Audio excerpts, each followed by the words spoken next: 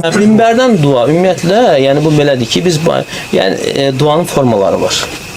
Raşidli xəlifələrin dövründə olmayıb və sonra tabiinlərin dövründə də olmayıb, sonradan olub.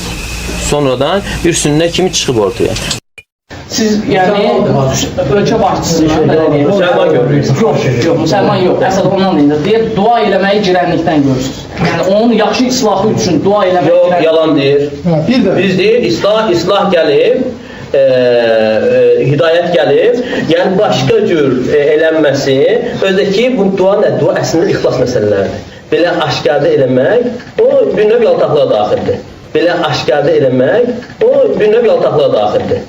Salih Əli-Şeyx də gətirir ki, hətta xütbələrdə, bu sələfi, sələfin yoluna olmuyor. Xütbələr gəlir, bəzi xütbələr də var. Əbi Bəkr və Uthman və Ali və Ali sahabəti əcməin və belə dualar keçirir, bidətdir deyir. Yəni xəlifələrə belə duanın olunması sələfləri gəlmir. Nə deyə özümüzə şey çıxar da? Yəni varsa da, əlhəmdülillah, insan ümrəyə də gidir, həccə də gidir, səcdəsində duan eləməlidir. Sələflər də rəhbərlər üçün xütbədə və digər məqamlarda dua edirdilər. İmam Əhməddən, həmçinin Fudayl bin İyad kimi sələflərdən rəvayət olunub ki, onlar belə deyirlər. Əgər qəbul olacaq duamı bilsəydim, onu rəhbər üçün edərdim. Nə üçün? Çünki rəhbər islah olarsa, Allah onun əli ilə rəiyyəti də islah edər. Rəhbər üçün dua etmək olduqca mühümdür.